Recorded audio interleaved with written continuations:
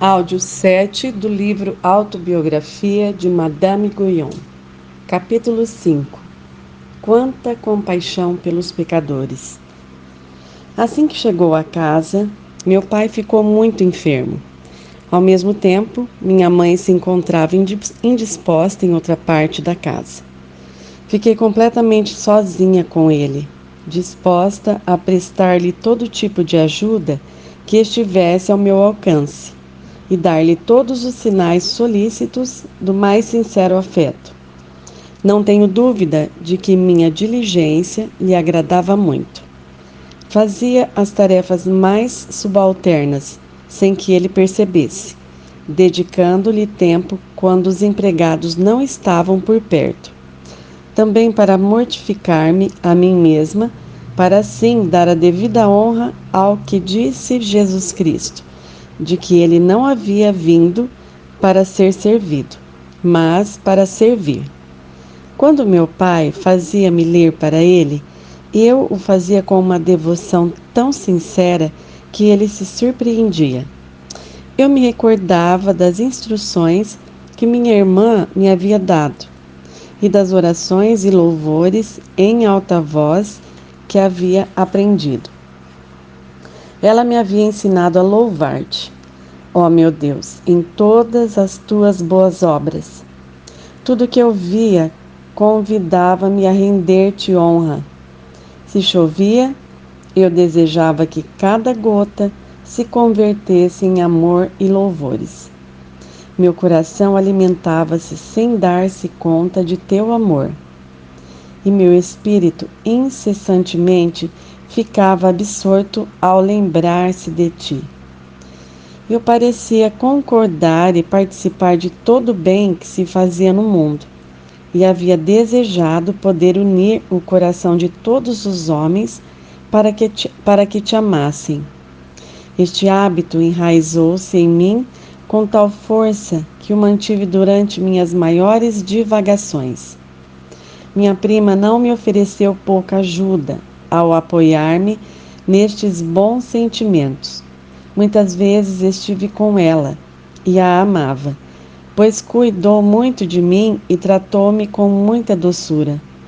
Sua fortuna não estava à altura de seu berço nem de sua virtude, mas ela fazia com carinho e afeto o que lhe obrigava sua condição.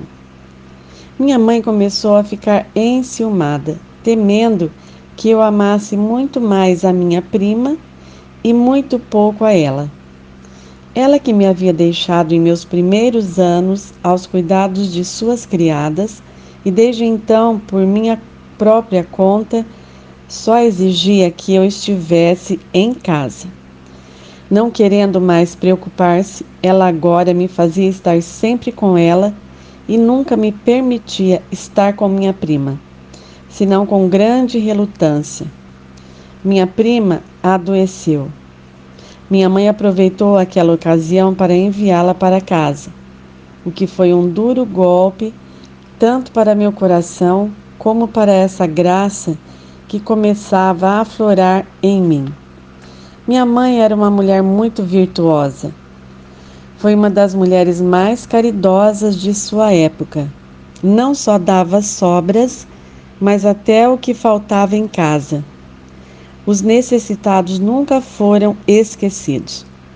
Tampouco nunca um miserável aproximou-se dela sem receber socorro, dava recursos aos pobres para que continuassem seu trabalho e supria as lojas de comerciantes necessitados. Creio que herdei dela minha caridade e amor pelos pobres. Deus concedeu-me a bênção de ser sua sucessora naquele santo exercício. Não havia ninguém na cidade ou em seus arredores que não a elogiasse por esta virtude. Ela por vezes dava o último centavo que havia em casa, embora tivesse uma grande família para sustentar, e não obstante, mantinha-se fiel à sua fé. Desde o começo, a única preocupação que minha mãe tinha por mim era ter-me em casa. o que na verdade é uma questão essencial para uma garota. Esse hábito de permanecer tanto tempo dentro de casa provou ser muito útil após meu casamento. Teria sido melhor se ela me tivesse mantido mais tempo em seu próprio aposento, sob uma liberdade conciliável, e perguntado com maior frequência em que parte da casa eu me encontrava. Após a partida de minha prima, Deus concedeu-me a graça de perdoar ofensas com tanta prontidão que meu confessor ficou surpreso. Ele sabia que algumas jovens, por inveja, difamavam-me e que eu falava bem delas quando tinha oportunidade. Eu tive uma febre que durou 4 meses, durante a qual sofri muito. Durante esse tempo, fui capacitada para sofrer com muita resignação e paciência. Perseverei neste estado de ânimo e modo de vida enquanto continuava com a prática da oração mental. Mais tarde fomos passar alguns dias no campo. Meu pai trouxe conosco um de seus parentes, um jovem cavalheiro muito habilidoso. Ele tinha muita vontade de casar-se comigo. Entretanto, meu pai, tendo decidido não me dar a nenhum parente próximo por causa da dificuldade de obter bênçãos religiosas, expulsou-o sem alegar nenhuma razão falsa ou frívola por isso. Como este jovem cavalheiro era muito devoto e todos os dias rezava o Salve Rainha, eu o recitava com ele. Dispondo de tempo para isso, deixei de lado a oração, o que foi para mim a principal via de entrada de males. Não obstante, mantive por muito tempo parte do espírito de piedade, pois eu ia buscar as pequenas pastoras para instruí-las em seus deveres religiosos. Por não ser alimentado com a oração, esse espírito aos poucos foi perecendo. Tornei-me fria para com Deus. Todos os meus velhos defeitos reviveram, aos quais acrescentei uma demasiada vaidade. O amor que comecei a ter por mim mesma extinguiu o que restava dentro de mim do amor de Deus.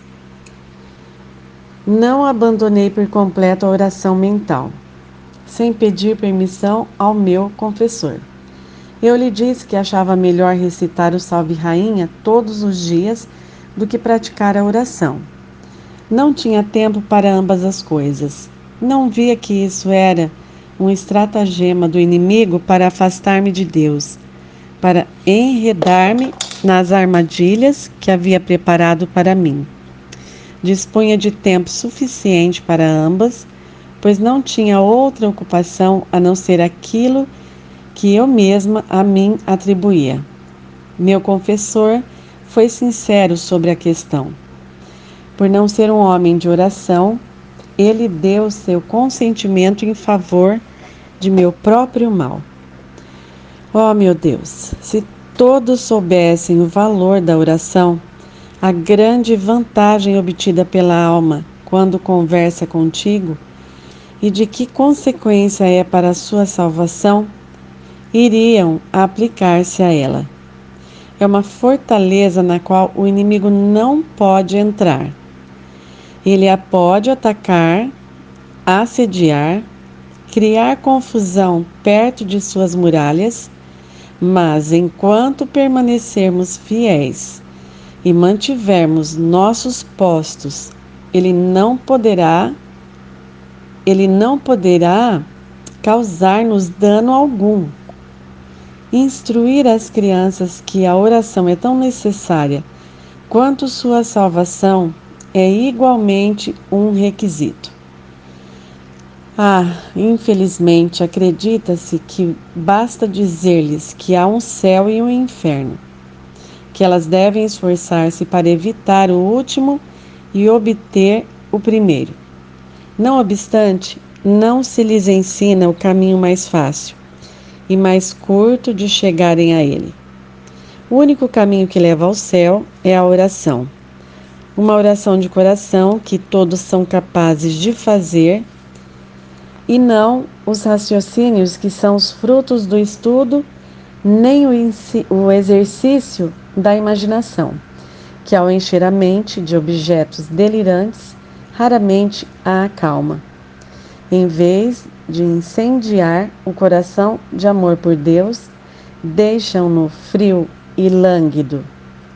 Deixai que venham os pobres, deixai que venham os ignorantes e carnais, deixai que venham as crianças sem razão ou conhecimento, deixai que venham os corações torpes e duros, que não podem reter nada, à prática da oração, e eles se tornarão sábios.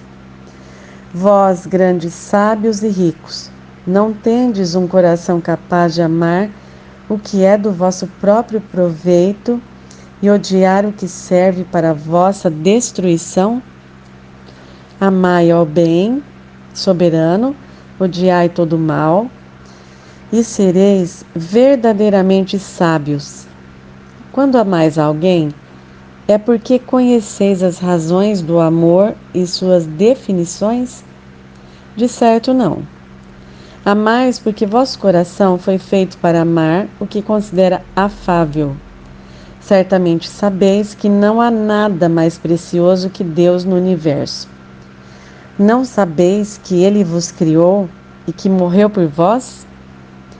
Mas se essas razões não são suficientes, quem dentre vós não tem alguma necessidade, algum problema ou algum infortúnio?